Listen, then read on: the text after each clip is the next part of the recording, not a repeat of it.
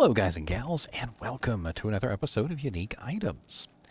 Today we're going to be looking at a lot of different items. One in particular, which is a kind of an oddity, is the Stone Crusher Mallet. The Stone Crusher Mallet is not the best item that can drop from the legendary Mallet series. If you have been paying attention to my unique item series, you will have seen a video on Schaefer's Hammer. Schaefer's Hammer is the other item that can potentially become a unique from this. If you guys are unaware of this, certain items in the game actually have two unique forms.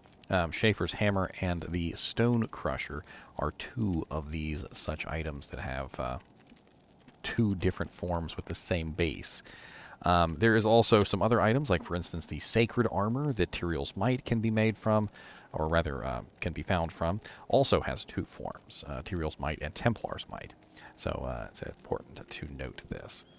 Stone Crusher, I think, is the one that most people don't want to get their hands on. When they find a legendary mallet, they usually are trying to get their hands on Schaefer's, not this particular one. But this one does have some very interesting effects, and as we go over it, you'll see.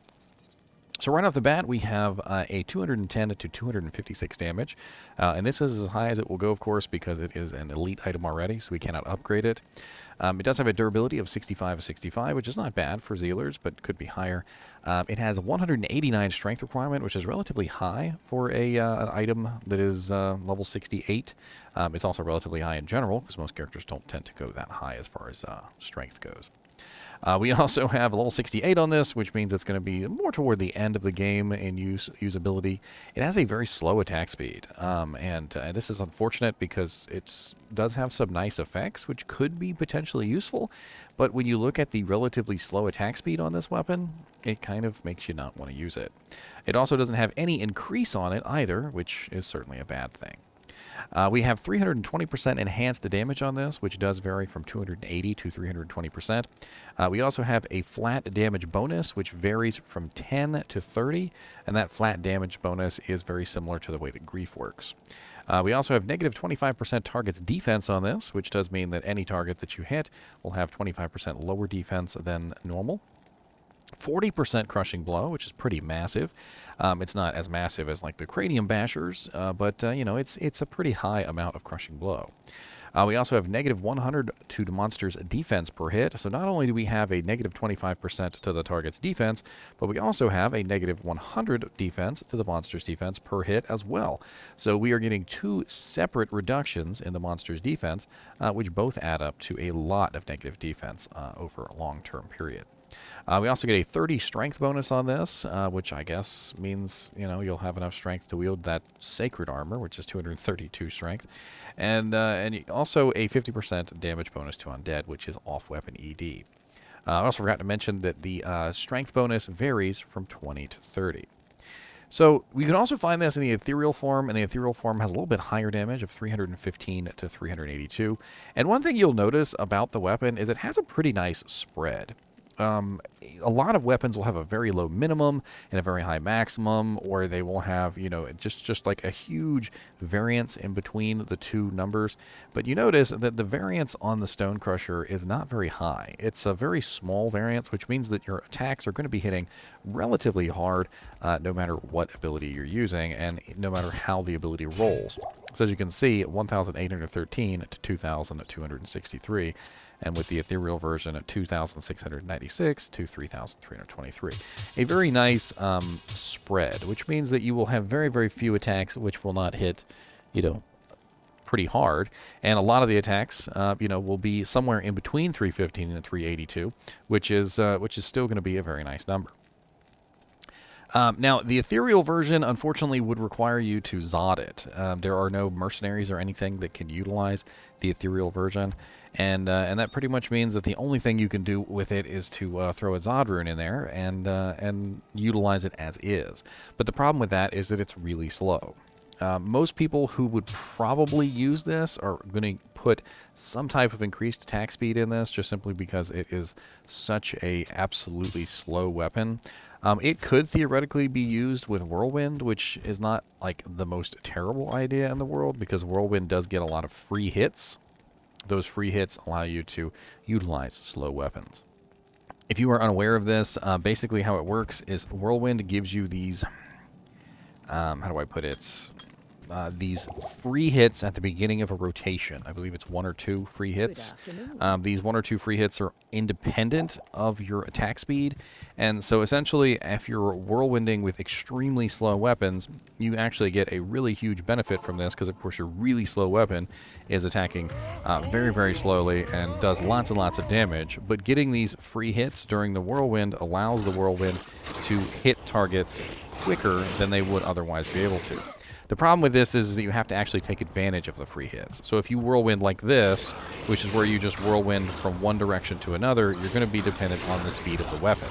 However, if you do the Dance of Death, which is very small whirlwinds in a nice triangular pattern, you can actually force the whirlwinds to get those nice free hits that you're hoping that they'll get.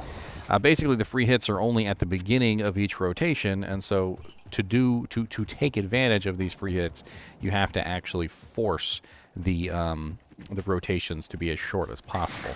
And that's essentially what you're doing, is you're just taking these really small little whirlwinds, and you're just getting as tiny little whirlwinds as you can, so that you're getting these free effects. If you search for Diablo 2 Whirlwind Dance of Death, you'll come across what I'm talking about. There's probably some better guides than what I'm explaining it as here. That could get you a better idea of how the Dance of Death works, what the mechanics are behind it, why slow items tend to get a really nice bonus in terms of how the Dance of Death works. But the Stone Crusher Mallet is one of those items that just doesn't really work very well on a lot of builds. The extremely slow nature of it is not really balanced out properly by the hard-hitting nature of it. The ethereal version, of course, requires a Zod rune and cannot be sped up at all, so you're stuck with an extremely slow weapon.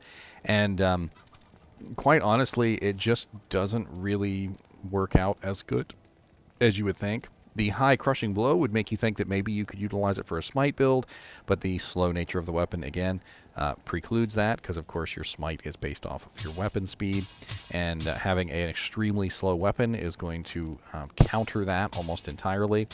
A Zealer, again, would also have a lot of issue with this because it's so slow. You would have to put on a lot of increased attack speed equipment to counteract the absolutely slow nature of this weapon. But if you were a paladin who was using, say, Zeal, you had a good amount of increased attack speed equipment on, maybe you put a Shale rune in the regular version, it could work. The negative 25% targets defense, the 40% crushing blow, as long with the negative 100 monster defense per hit, is going to pretty much ensure that you're going to, A, be always hitting your targets, because the monsters are going to be relatively low on defense, and you won't really need much attack rating. And B, you will also have a relatively large amount of crushing blow as well to add on to that. But it is going to be strictly physical damage, and you are going to have to take that into account.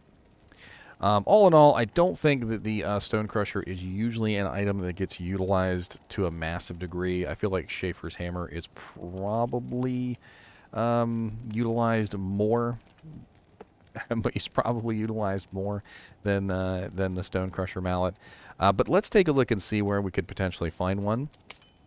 So what we're going to do is we're going to go over to Silo's Pen, which is a website that I like to use for this kind of stuff. And we're going to take a look and see where we could potentially find this if we wanted to. All right, so here we are over on Silo's Pen. We're going to assume 400% Magic Find because this is a relatively high-level item. We're going to look at uniques, and then we're going to grab the Stone Crusher.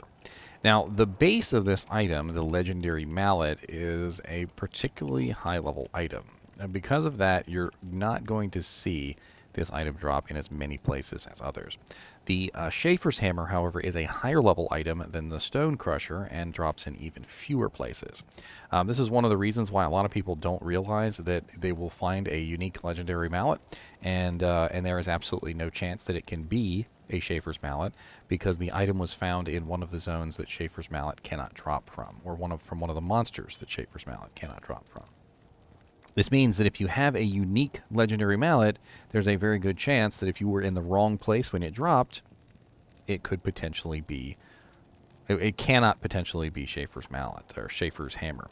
Although keep in mind that there is a feature in Diablo, I don't know if you guys are aware of this, that only one unique of an item can drop in that specific game.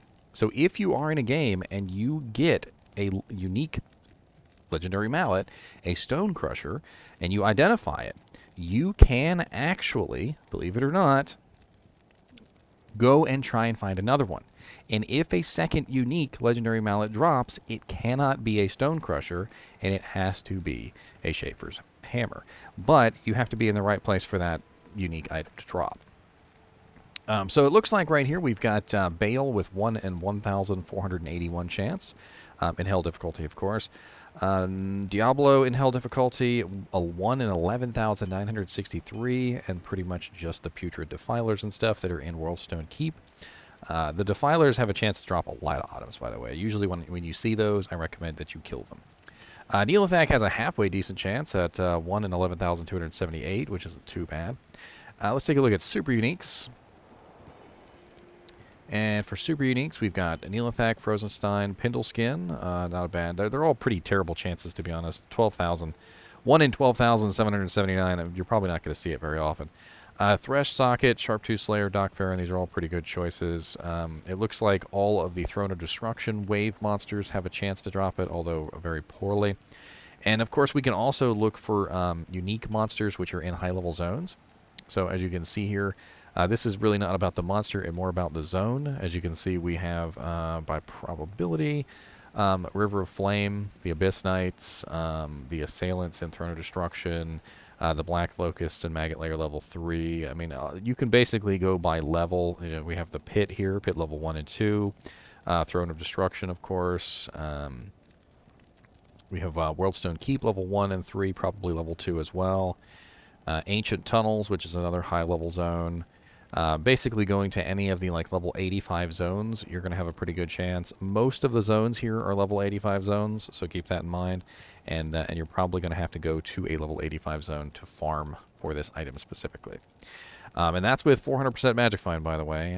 With 0% Magic Find, your chances are going to be a whole lot worse. As you can see, we go from 1 in 24,000 to 1 in 64,000 by decreasing our Magic Find by 400%.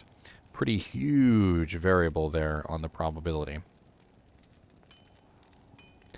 Alright guys and gals, I hope you enjoyed this episode on the Stone Crusher Legendary Mallet.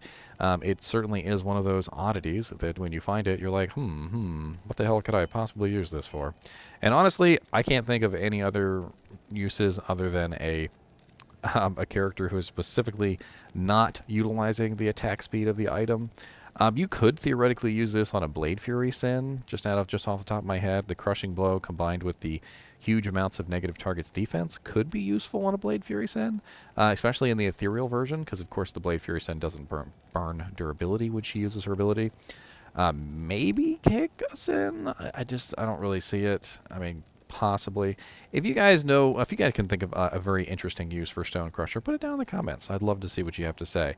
And I like getting the community involved, you know, so if you guys have some good tips, you know, I want them down there in the comments so that other people can read your good tips.